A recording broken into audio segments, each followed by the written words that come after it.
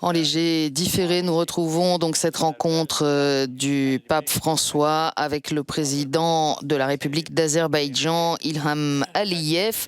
Ilham Aliyev qui est le fils du précédent président.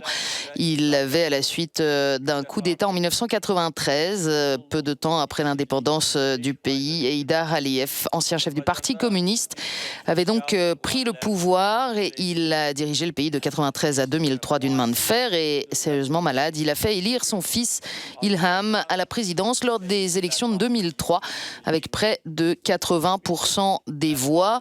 Ilham Aliyev qui a été réélu à 2 reprises depuis dans un régime d'Azerbaïdjan qualifié de régime présidentiel. Cette rencontre se déroule dans le très impressionnant centre Heydar Aliyev de Bakou.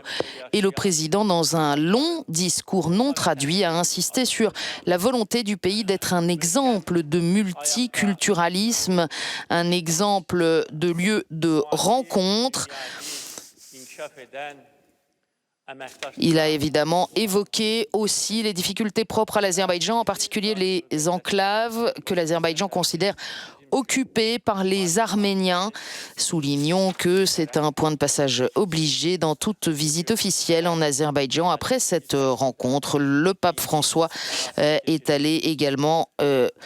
Juste avant cette rencontre, le pape François est allé à l'allée des martyrs, le cimetière de Bakou où sont enterrés les héros de l'indépendance de l'Azerbaïdjan, les victimes aussi de ce que l'on appelle dans le pays la tragédie de janvier, c'est-à-dire au début des années 90, lorsque, après des pogroms anti-arméniens, l'armée de Russie était intervenue avec force dans le pays pour réprimer ces violences.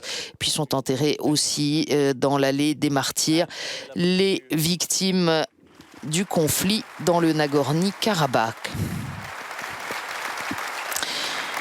Voilà, après ce long discours de quelques 17 minutes donné par le président Ilham Aliyev à Bakou et soulignant le désir du pays d'être un lieu de rencontre interreligieuse fondé sur le dialogue, pays qui, malgré ses difficultés, est connu pour être fondé sur des valeurs fondamentales au rang desquelles figure la fraternité, a souligné le président.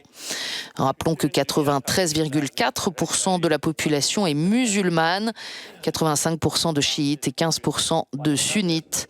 Il y a à peu près 3%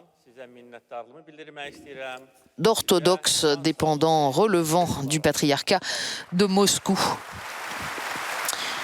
Et puis, on l'a vu si vous étiez avec nous ce matin, à peine plus de 500 catholiques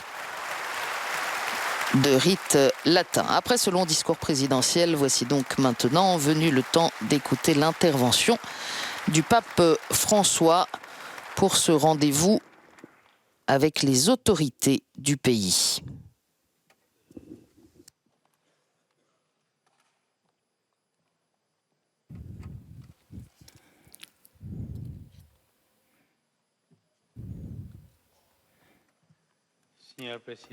Monsieur le Président, distinguées autorités, illustres membres du corps diplomatique, Mesdames et Messieurs, je suis heureux de visiter l'Azerbaïdjan et je vous remercie de l'accueil cordial dans cette ville, capitale du pays, située sur les rives de la mer Caspienne, ville qui a transformé radicalement son visage avec de très récentes constructions comme celle dans laquelle se déroule cette rencontre.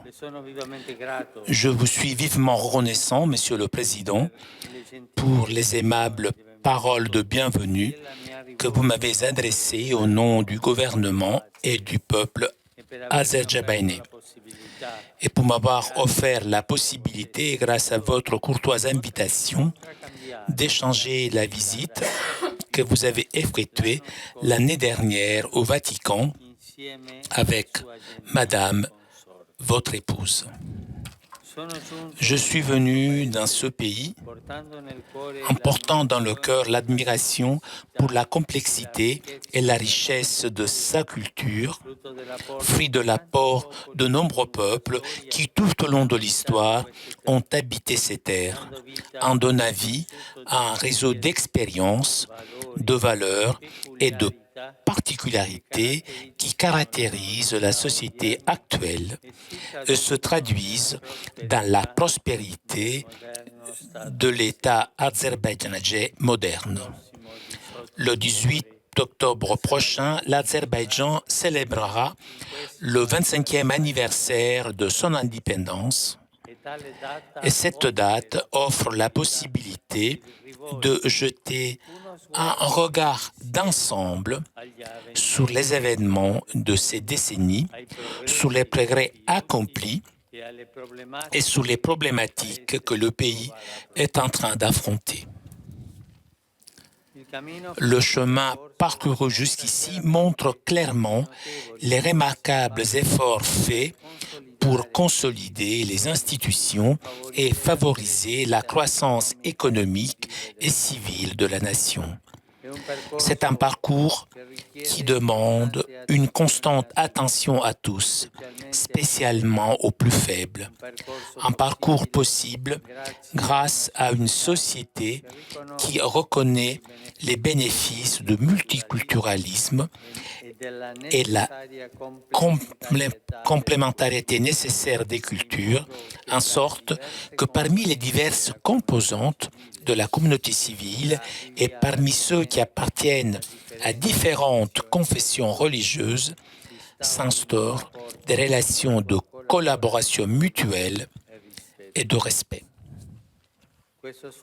Cet effort commun dans la construction d'une harmonie entre les différences a une signification particulière en ce moment, car il montre qu'il est possible de témoigner de ses propres idées, de sa propre conception de la vie, sans empiéter sur les droits de ceux qui sont porteurs d'autres conceptions et d'autres visions. Toute appartenance ethnique ou idéologique, comme tout chemin authentique religieux, ne peut qu'exclure des attitudes et des conceptions qui instrumentalisent les convictions personnelles, l'identité personnelle ou le nom de Dieu pour légitimer des desseins d'oppression et de domination. Je souhaite vivement que l'Azerbaïdjan continue sur la route de la collaboration entre les diverses cultures et confessions religieuses. Que toujours plus l'harmonie et la coexistence pacifique nourrissent la vie sociale et civile du pays. Dans ses multiples expressions, assurant à tous la possibilité d'apporter sa propre contribution au bien commun.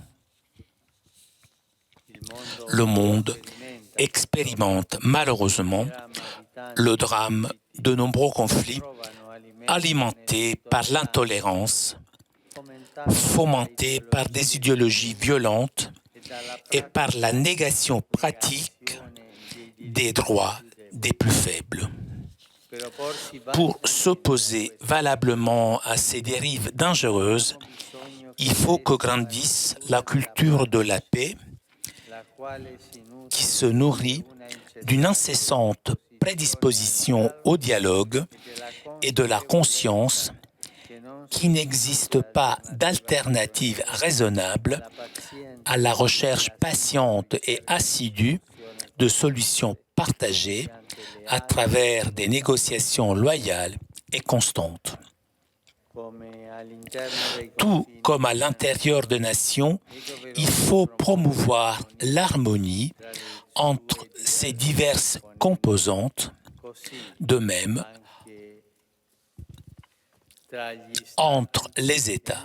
Il est nécessaire de continuer avec sagesse et courage sur la voie qui conduit au progrès authentique et à la liberté des peuples, en ouvrant des pistes originales qui visent à des accords durables et à la paix. Ainsi, on épargnera au peuple de graves souffrances et des déchirements douloureux, difficiles à guérir. Vis-à-vis de ce pays aussi, je désire exprimer de tout cœur ma proximité à ceux qui ont dû laisser leur terre et aux nombreuses personnes qui souffrent à cause de conflits sanglants. Je souhaite que la communauté internationale sache offrir avec constance son aide indispensable. En même temps, afin de rendre possible l'ouverture d'une phase nouvelle, ouverture à une paix stable dans la région, j'adresse à chacun l'invitation à tout tenter pour arriver à une solution satisfaisante. J'ai espoir que, avec l'aide de Dieu et grâce à la bonne volonté des parties, le Caucase pourra être le lieu où, par le dialogue et la négociation, les différends et les divergences trouveront leur règlement et leur dépassement, en sorte que cette région porte entre l'Orient et l'Occident, selon la belle image utilisée par Saint Jean-Paul II quand il a visité votre pays, devienne également une porte ouverte vers la paix et un exemple à regarder pour résoudre les vieux et les nouveaux conflits. L'Église catholique, même si elle constitue dans le pays une présence numériquement limitée, est insérée dans la vie civile et sociale de l'Azerbaïdjan, participe à ses joies et est solidaire pour affronter ses difficultés. La reconnaissance juridique, rendue possible suite à la ratification de l'accord international avec le Saint-Siège en 2011, a de plus offert un cadre normatif plus stable pour la vie de la communauté catholique en Azerbaïdjan.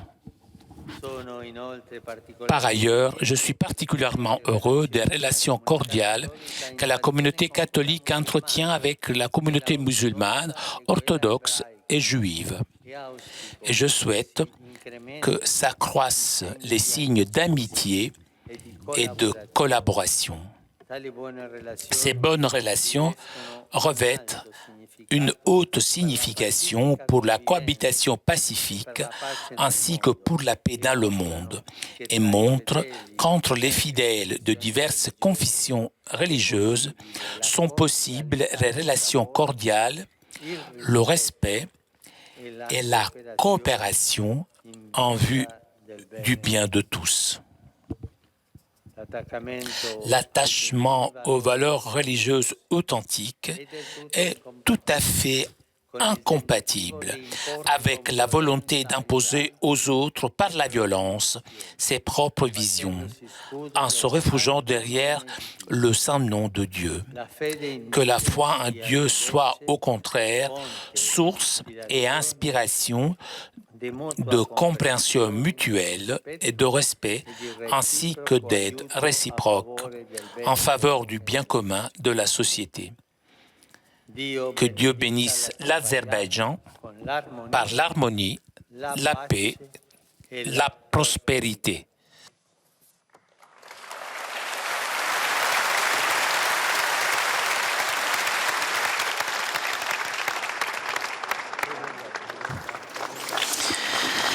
Voilà, en léger différé, donc ce grand discours du pape François, l'étape politique de sa visite en Azerbaïdjan avec cette intervention devant les autorités du pays.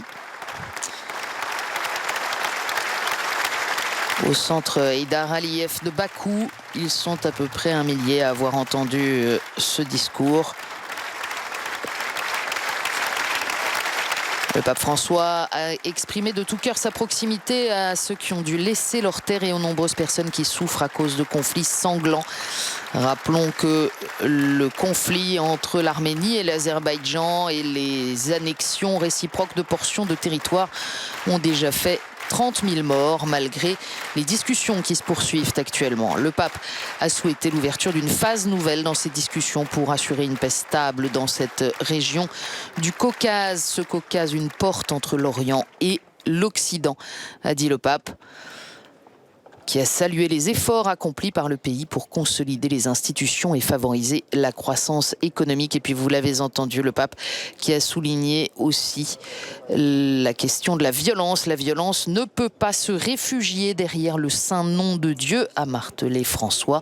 L'attachement aux valeurs religieuses authentiques est tout à fait incompatible avec la volonté d'imposer par la violence ses propres vision. Voilà, c'était la rencontre du pape avec les autorités, avant-dernière étape de son voyage d'une journée en Azerbaïdjan.